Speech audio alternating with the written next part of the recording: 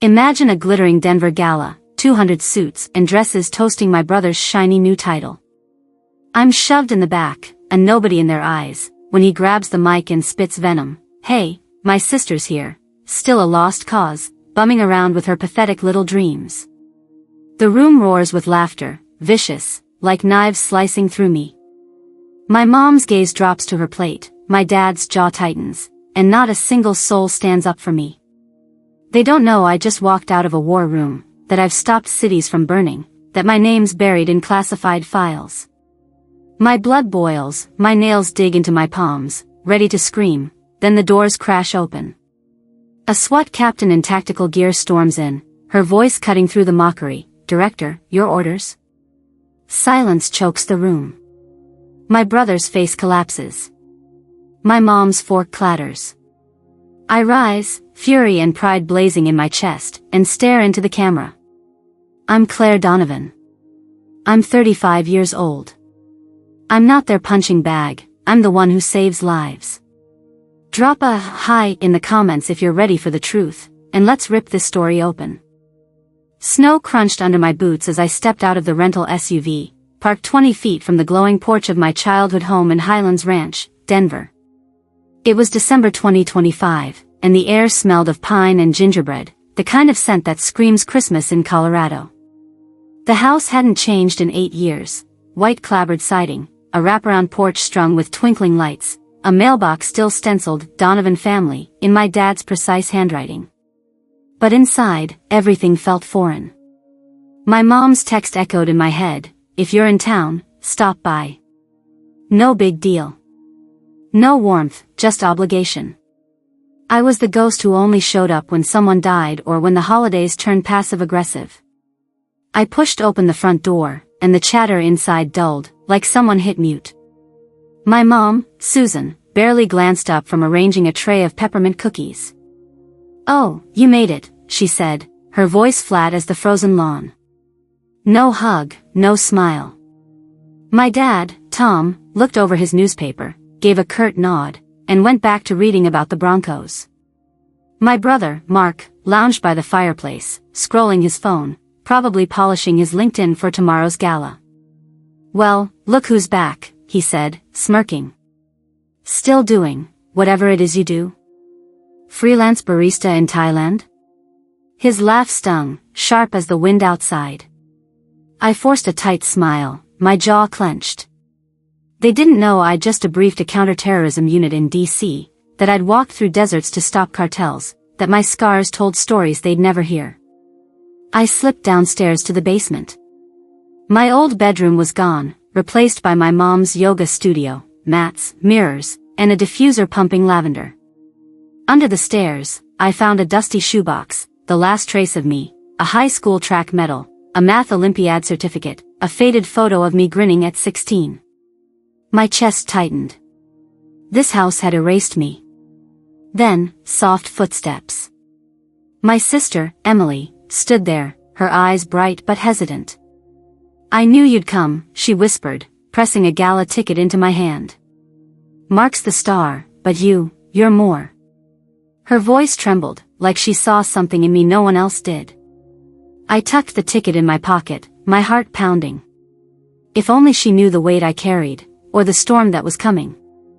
The Denver skyline glittered through the floor-to-ceiling windows of the downtown convention center, but I felt like I was suffocating in a room full of strangers. It was Mark's gala, and the air buzzed with clinking glasses and self-important chatter from CEOs, city council members, and tech bros in tailored suits. I sat at the far end of a 30-foot banquet table, the gala ticket Emily had slipped me burning a hole in my pocket. Mark, in his element, worked the crowd like a politician, his voice booming as he toasted his new role as marketing director. Then, he spotted me. Hey, everyone, my sister's here, he called, his grin sharp as a blade. Still chasing her world traveler vibe, right? What's it this time, bartending in Bali? Laughter rippled through the room, cold and mocking. My mom, Susan, adjusted her napkin, avoiding my eyes. My dad, Tom, coughed into his whiskey glass, pretending not to hear. I gripped the edge of my chair, my knuckles white, swallowing the urge to scream. They didn't know I'd just left a Pentagon briefing 48 hours ago, that I'd dismantled a terror cell in Istanbul last month, that my life was a classified file they'd never read. I forced a smile, my pulse hammering, when a faint buzz vibrated against my wrist. My smartwatch, disguised as a fitness tracker, flashed a red alert: Eclipse file breached. IP trace, Denver, Colorado. My stomach dropped. Eclipse was my operation, a black-class mission that stopped a nerve gas attack in Dubai 3 years ago. It was sealed, untouchable, tied to my name in a database only a handful of people could access. I scanned the room, my mind racing. Who here could have done this? I excused myself, slipping into a quiet hallway, and tapped the watch to pull up the alert log. The IP address hit me like a punch. It came from a residential server in Lodo, Emily's neighborhood. My little sister, the dreamer with her podcast dreams, had somehow cracked open my past. I drove 2 miles through snowy streets to Emily's cramped apartment on Walnut Street, the city lights blurring as my anger and fear collided. She opened the door in a faded University of Colorado hoodie, her eyes wide with confusion. "Claire. It's past midnight, what's wrong?" I didn't sit down. "You accessed a file, Emily." "Eclipse." "Why?" My voice was low, controlled, but it carried the weight of 1,000 missions. She froze, her hands fumbling with a mug of chamomile tea. What? Eclipse?" I didn't, I cut her off, stepping closer. "Don't lie to me. The IP traces to your apartment. You're in over your head, and you don't even know it." Her face crumpled, and she grabbed her laptop from a cluttered kitchen table, its screen glowing with podcast notes. "I got an email," she stammered, opening her inbox. "From someone called Patriot Leak 88. They said it was research for my series on women in covert ops." I thought it was legit. I leaned over her shoulder, my heart sinking as I read the email. It was a trap, slick and professional, with a link to a fake DOJ archive that required biometric access. Emily had clicked it, thinking she was uncovering a story about unsung heroes. But the signature code buried in the metadata was unmistakable, a hex tag I'd seen years ago. Victor Kane. My old commander, the man who'd tried to bury me after Eclipse, was behind this. He'd used Emily as bait to expose me, to unravel everything I'd built in the shadows. "You didn't know," I said, my voice softening but still taut. "But you've just blown my cover. And Kane's coming for me." Emily's eyes filled with tears. "Claire, I'm so sorry. I just wanted to make you proud." I looked at her, the kid who used to sketch my face in her notebooks, and felt a crack in my armor. But there was no time for that. Kane was out there, and the clock was ticking. The pre-dawn sky over Buckley Space Force Base was a bruised purple, the kind of cold that seeps into your bones. I stood outside the command center, 50 feet from a razor wire fence, my breath fogging in the 20-degree air. It was 4:30 a.m., hours after I'd left Emily's apartment, my mind still reeling from the Eclipse breach and Victor Kane's shadow looming over it. My encrypted comm buzzed with an urgent summons: lead a strike against Nightshade, a terror cell linked to Kane, before they unleashed hell on Denver. I adjusted my tactical jacket, the weight of my badge, a lanyard no one here recognized, pressing against my chest. This wasn't just a mission, it was a chance to stop Kane before he tore my life apart. Inside the war room, fluorescent lights buzzed over tactical maps and glowing monitors. Lieutenant Jake Harper, a broad-shouldered SWAT commander with a scar slicing his left eyebrow, stood at the head of a 10-foot table, his arms crossed like a fortress. His team, a dozen operatives in black gear, eyed me with suspicion. "You're Donovan?" Harper said, his voice gravelly, skeptical. "I don't see your name on any ops list. Why the hell are you leading this?" I met his gaze, unflinching. "Because I stopped 20,000 people from choking on nerve gas in Dubai. Because I know Nightshade's playbook. And because you've got 12 hours before Denver's a war zone." He didn't blink, but his jaw tightened, and he nodded for me to continue. The target was a derelict factory in Aurora, 15 miles east, where Nightshade was supposedly stockpiling explosives. Harper's plan relied on intel from an interagency feed, intel I knew Kane could have tainted. I laid out a new approach, split into 3 teams, enter through a loading dock 200 feet from the main gate, and use drones to scan for traps. Harper grunted, half approving, and we rolled out at 5:15 a.m., tires screeching across the icy tarmac. My team's Humvee rattled over potholed roads, the factory's rusted silhouette rising against the horizon. My gut churned. Something felt off. We breached at 5:45 a.m., my team sweeping the loading dock with thermal scopes. The air smelled of oil and decay, the 100,000 square foot factory eerily silent. No guards, no crates, just empty concrete and shadows. Clear, I whispered into my comm, but my pulse spiked. Then it hit, static screamed through our radios, a high-pitched whine that fried our drone feeds. A faint hum pulsed from below, and I spotted a blinking red light under a steel grate 30 feet away. IED. I shouted, diving for cover as Harper's team froze. It was a chemical bomb, rigged to release a toxin cloud. Kane's trap. 10 seconds to detonation, I barked, crawling toward the grate, my gloved hands scraping cold metal. Harper yelled, "Fall back," but I ignored him.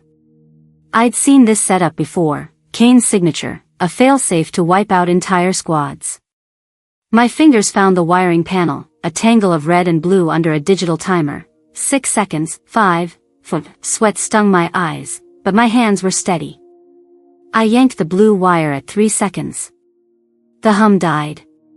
Silence. Harper's voice crackled through my comm, "Damn it, Donovan, you're insane." I stood, my heart hammering, and shot back, "Insane's why we're alive." But the factory was a decoy. No explosives, no Nightshade. Just Kane's bait to draw us in and burn us out. Back at Buckley, I pored over the mission logs in a dimly lit comms room, my laptop screen casting blue light on my face. The intel feed had been altered, GPS coordinates shifted by 0.2 miles, a deliberate sabotage. Kane's digital fingerprints were all over it, buried in the metadata. I slammed my fist on the table, rage boiling. He wasn't just exposing Eclipse, he was trying to bury me under a failed op. Harper appeared in the doorway, his expression softer but still guarded. "You saved my men," he said. "But if Kane's playing us, what's his endgame?" I looked up, my voice steel. "He wants me erased, my name, my work, everything. But I'm not going down without a fight." The war room at Buckley Space Force Base hummed with tension, the air thick with the scent of burnt coffee and ozone from overworked monitors. It was 7 a.m., barely an hour after our failed raid on the Aurora factory, where Victor Kane's trap nearly turned my team into ash. I stood hunched over a 6-foot touchscreen table, my fingers tracing anomalies in the sabotage intel feed. The GPS coordinates had been skewed by a precise 0.2-mile offset, a digital sleight of hand only Kane could pull off. My eyes burned from lack of sleep, but rage kept me sharp. He wasn't just toying with me, he was orchestrating my downfall, painting me as the weak link in a mission that could save Denver. Lieutenant Jake Harper leaned against the wall, his arms crossed, watching me like a hawk. "You got something, Donovan?" he asked, his voice low but less hostile than before. "Kane's not just hiding," I said, my tone clipped. "He's planning something bigger, and we're running out of time." I cross-referenced the factory's drone logs with satellite data from a DEA feed Kane couldn't touch. A pattern emerged, faint heat signatures under a 500-foot stretch of tarmac near Denver International Airport, a decommissioned maintenance tunnel. Nightshade wasn't storing explosives, they were rigging a bioweapon, a viral payload that could choke the city in hours. I slammed the table, my voice rising. "He's under the airport. That's his endgame." Harper's eyes narrowed, but he nodded. "If you're wrong, we're screwed. If you're right, we're still screwed. Let's move." By 8:15 a.m., we were 10 miles out, our convoy tearing through the snowy plains, my heart pounding like a war drum. We breached the tunnel at 8:40 a.m., 300 feet below the airport's tarmac. The air was damp, reeking of rust and mildew, the walls lined with flickering emergency lights. My team of 6, led by me and Harper, moved in tight formation, our boots echoing in the 200-foot-long corridor. Thermal scopes showed nothing, but my gut screamed ambush. Then, a shadow flickered 50 feet ahead, a nightshade mercenary, his rifle raised. Contact!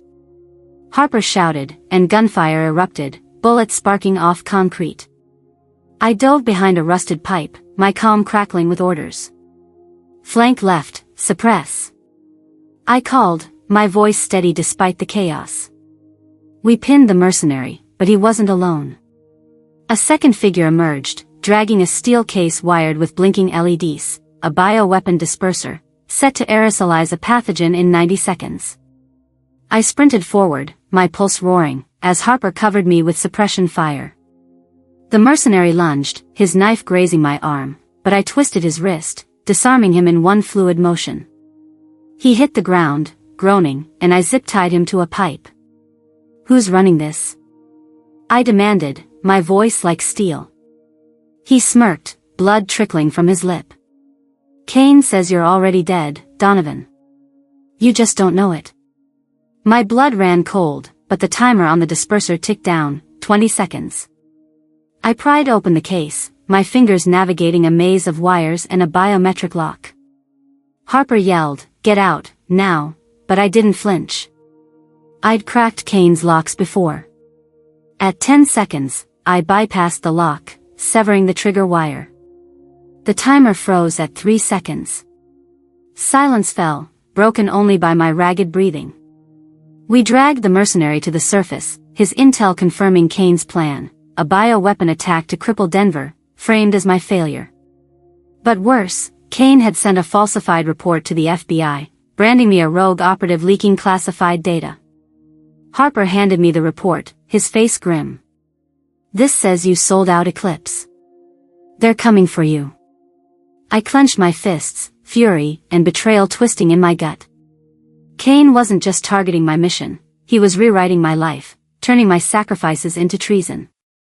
I looked at Harper, my voice low but fierce. Kane thinks he's won. He's about to learn I don't break. Harper met my gaze, a spark of trust in his eyes. "Then let's bury him," he said. The fight was far from over, but I'd just drawn first blood. The federal courthouse in downtown Denver loomed like a fortress of glass and steel, its 10-story facade reflecting the gray December sky. It was 2 p.m., December 27, 2025, less than 24 hours after I'd stopped a bioweapon from poisoning the city in a tunnel beneath the airport. My tactical jacket was gone, replaced by a navy blazer, but the weight of Victor Kane's falsified report hung heavier than any gear. The FBI had summoned me to answer for his lies, claims that I'd sold out the Eclipse operation, that I was a traitor who'd endangered national security. My pulse thrummed as I walked through the 50-foot marble lobby, past security scanners and murmuring reporters. Kane had framed me as a rogue, and today, in a 200-seat courtroom, he thought he'd bury me for good. But I wasn't here to beg. I was here to burn his lies to the ground. The courtroom buzzed with tension, a 30-foot ceiling amplifying every whisper. I sat at the defendant's table, my hands steady despite the eyes boring into me, prosecutors, FBI agents, and a panel of 3 federal judges seated behind a polished oak bench. Victor Kane sat 20 feet away, his silver hair slicked back, his suit pristine, exuding the confidence of a man who'd rigged the game. He'd submitted a 100-page dossier, doctored to paint me as a reckless operative who'd leaked Eclipse to Nightshade. The lead judge, a woman with steel-gray eyes, opened the hearing. "Ms. Donovan, you're accused of violating federal security protocols. How do you plead?"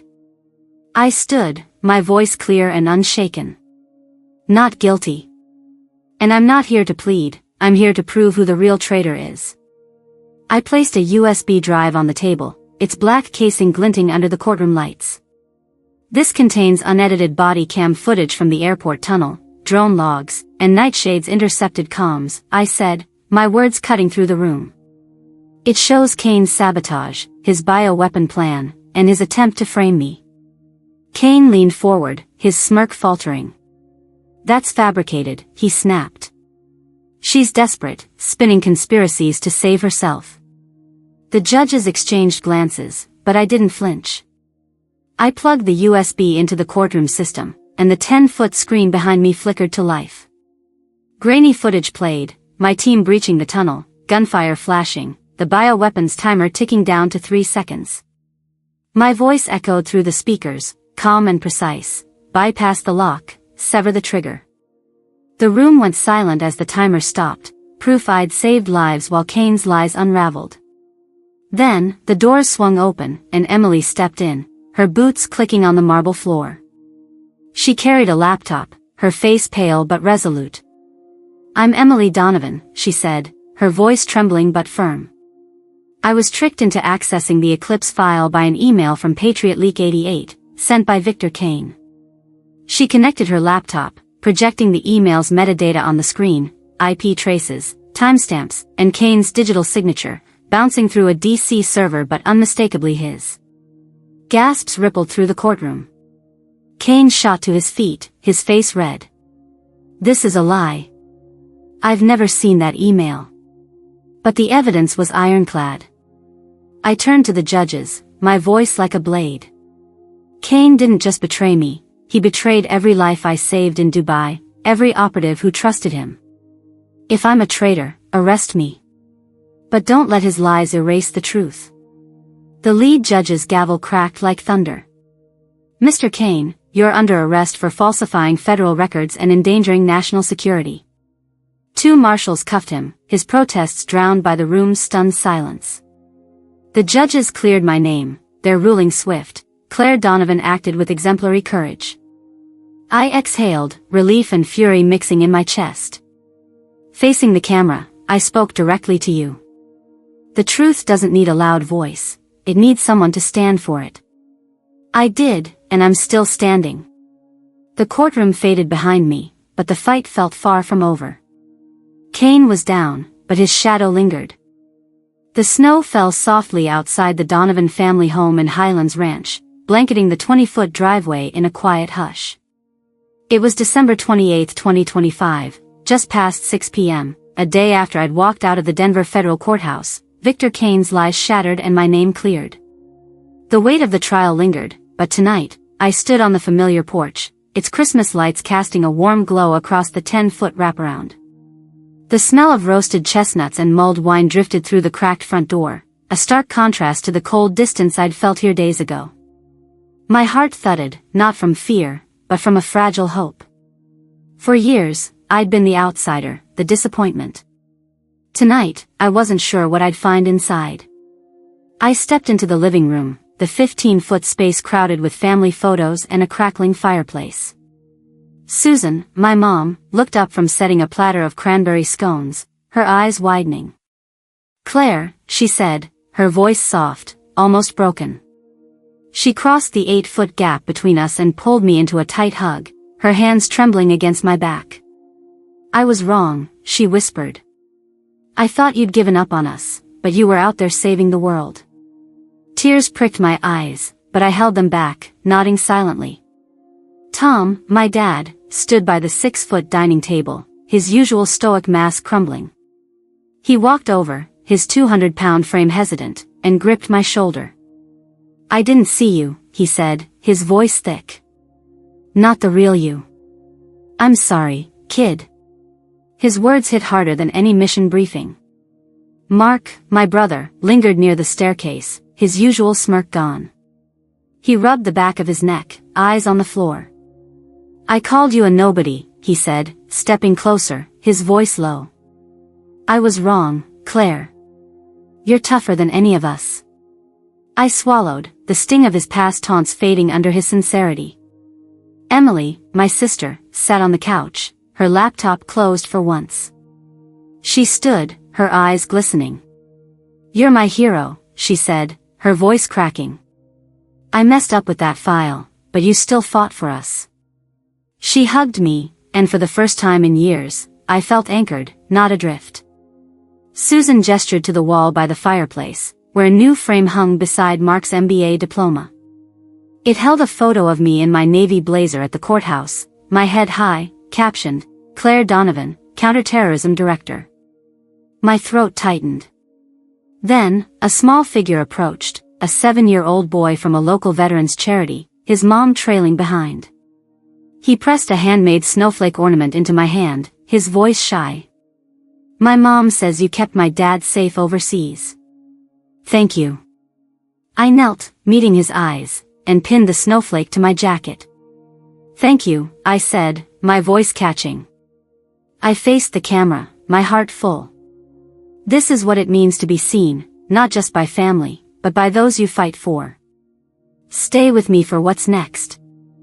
The Denver Botanic Gardens glowed under strings of fairy lights, their 24-acre expanse transformed into a festive stage for a veterans charity gala on December 29, 2025.